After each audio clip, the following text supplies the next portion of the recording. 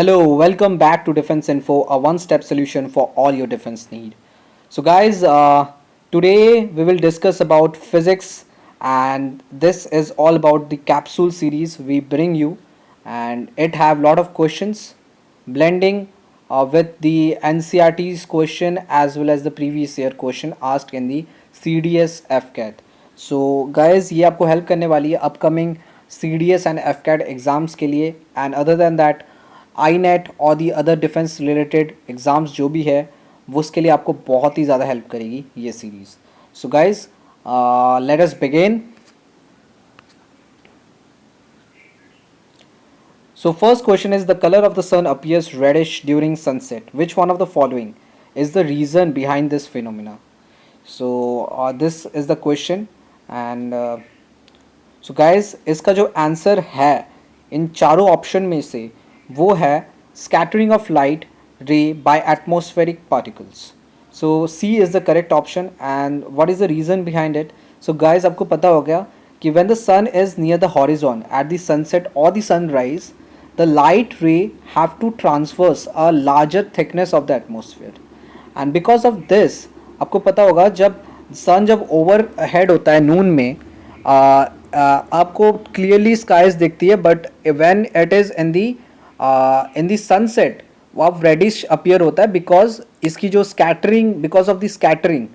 And आपको पता होगा जो लोअर वेवलेंथ होता है जैसे ब्लू रीजन होता है ये बहुत जल्दी बहुत ज़्यादा स्कैटर कर जाती है, बट जो रेड कलर है वो स्कैटर कम करती है because of high wavelength. And because of this reason कि ये रेडिश अपीयर होती है, एंड हेंस जो सन है वो not just only sunset but also during the sunrise same thing होता है रेडिश इन नेचर.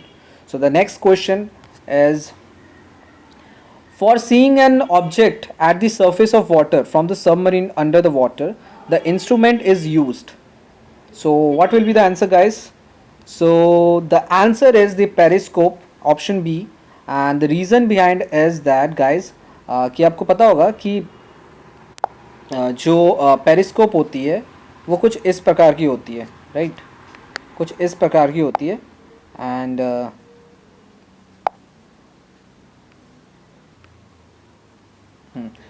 ये आपकी हो गई है दो मिरर.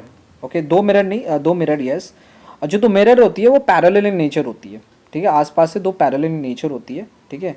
वो कुछ इस एंगल में और कुछ इस एंगल में लगी रहती है, ठीक है. जब आप यहाँ से देखते हो, ठीक है, तो यही चीज़ यहाँ पे रिफ्लेक्ट करती है, ठीक है.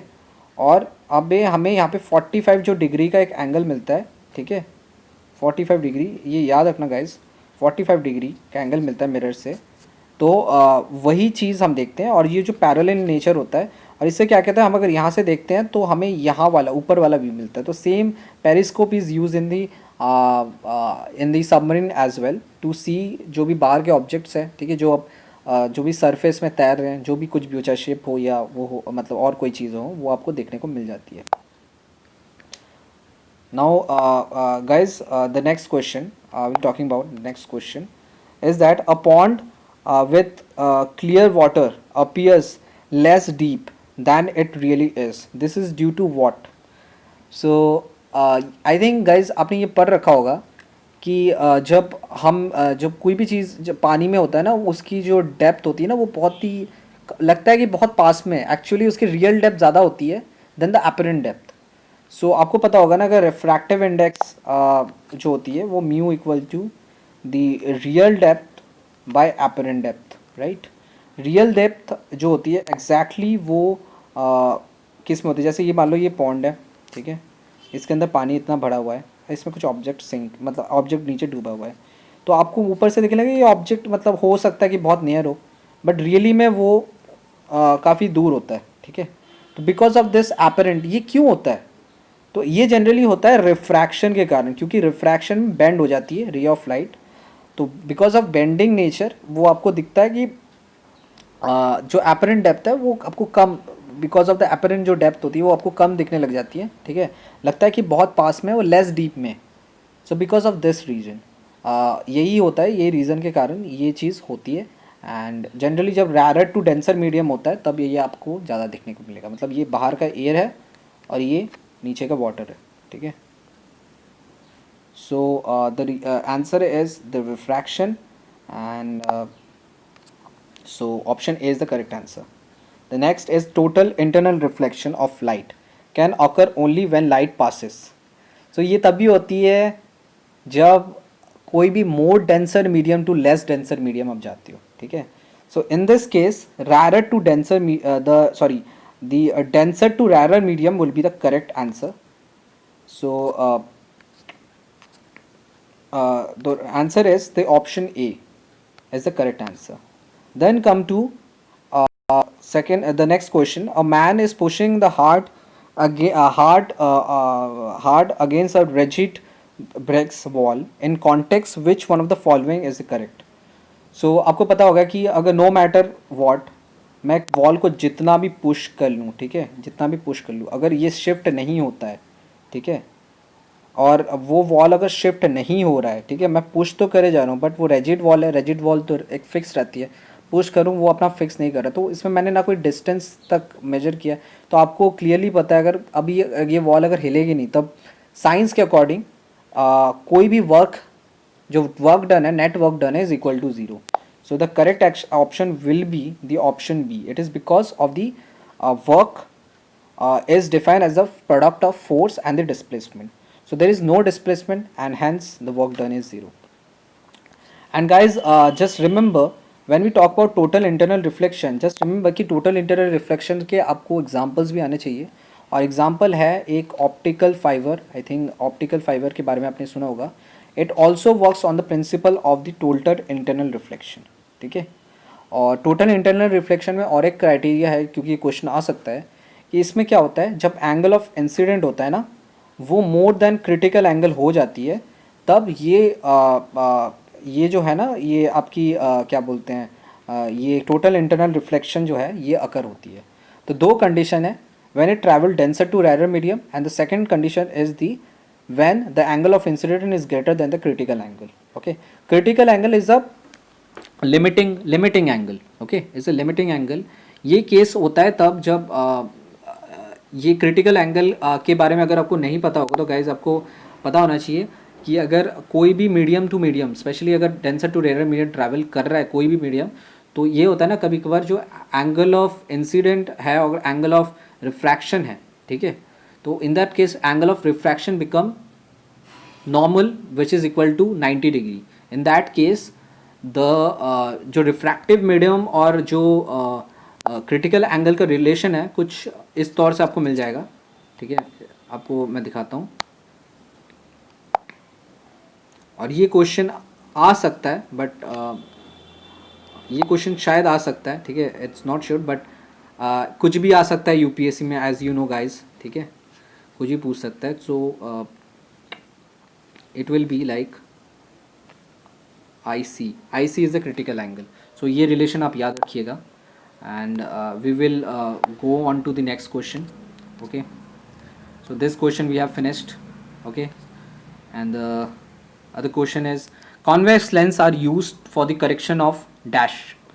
So this type of question may ask in the FCAT, especially FCAT exam. So किसके लिए यूज़ होता है? तो गाइज इसका आंसर है लॉन्ग साइटेडनेस. सो आपको एक चीज़ मैं और बता देता हूँ इसको याद करने के लिए. देखो कॉन्वेक्स जो होता है ना जो convex lens and concave lens. देखो कॉन्वेक्स जो होता है कॉन्वेक्स, ओके, इसको याद रखना. ये वर्ड अगर आप डिक्शनरी में देखोगे तो कॉनकेव के बाद आता है कॉन्वेक्स. ठीक है, तो उस केस में long sightedness.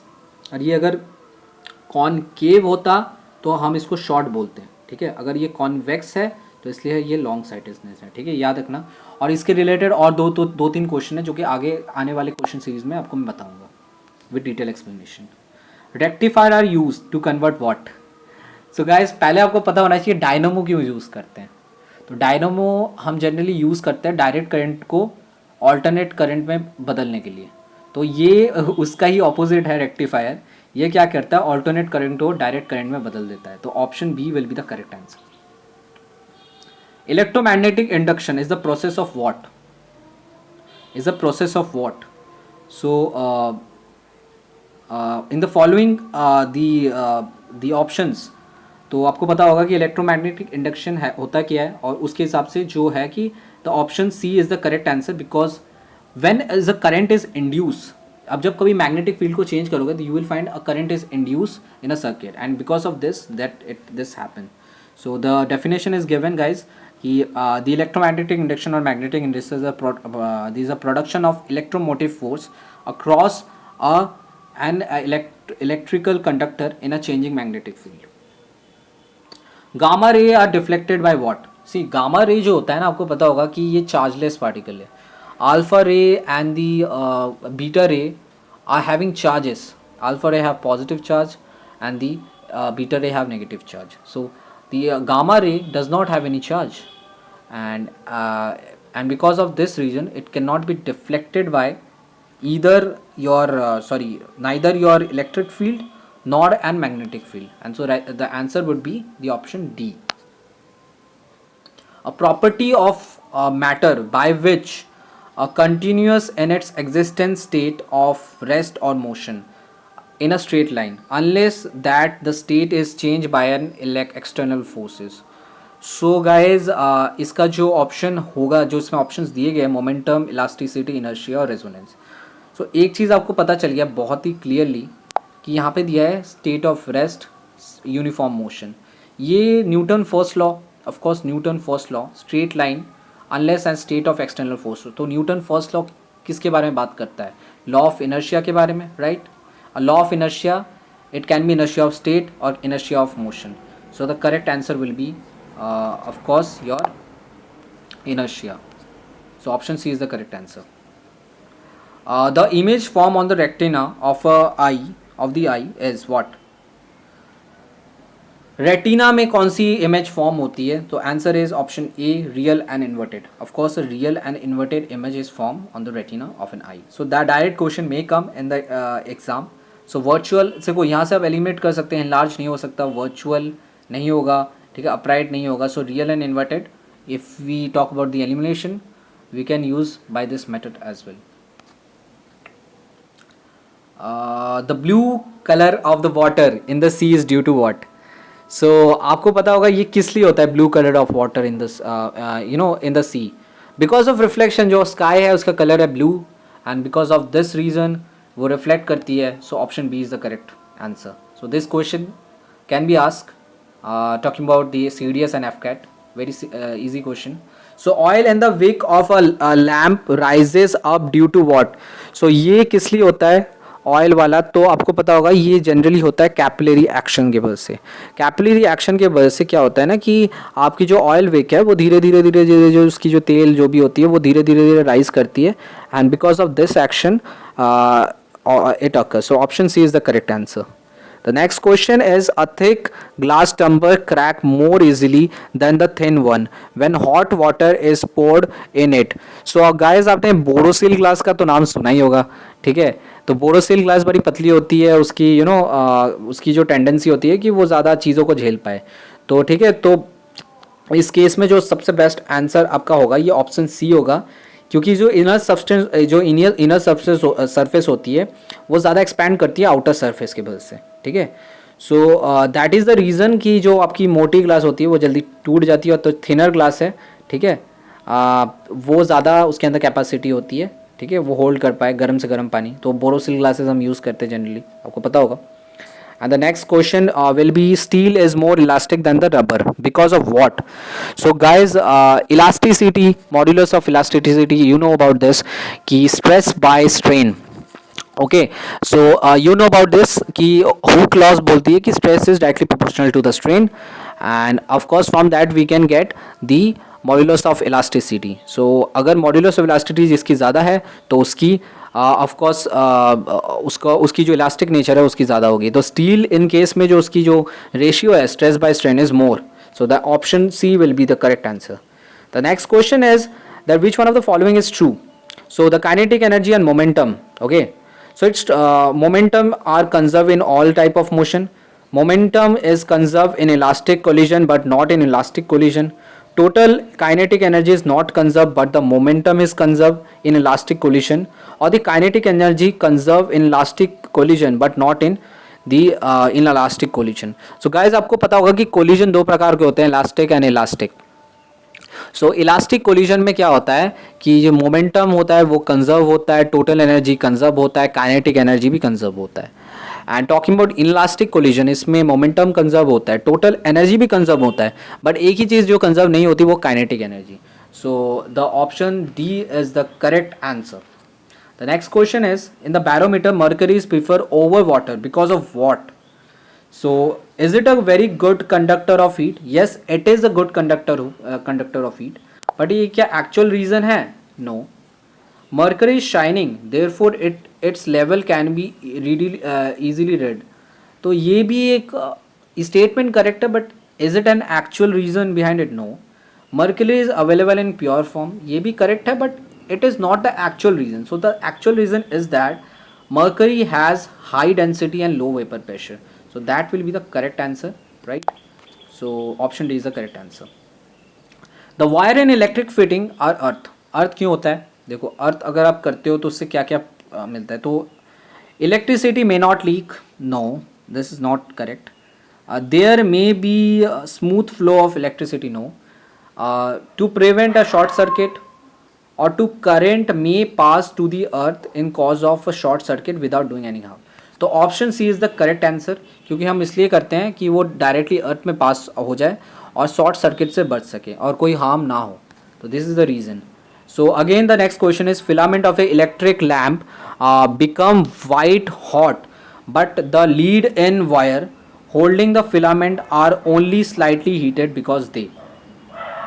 Filament of electric lamp become white hot, but the lead in the wire holding the filament are only slightly heated. It's because of what? So is it have a high melting point? I think the reason is that are made of black iron. See, high melting point नहीं हो सकता. In this case high melting point नहीं हो सकता है. So have small current pass through them, ये नहीं हो सकता. वेरी लो रेजिस्टेंस, ये एग्जैक्टली नहीं है, बट ये जो होता है ना ब्लैक आयरन से बना होता है, ठीक है, जिसके वजह से क्या होता है ना कि इसकी कैपेसिटी ज़्यादा होती है, मतलब होल्ड करने की, ठीक है. So this is the correct answer. And next talking about the other question we will discuss on the other part. So thank you for watching Defense Info. Do like, share, subscribe with your friend, and I will be posting the next part very soon. Okay, till then, thank you.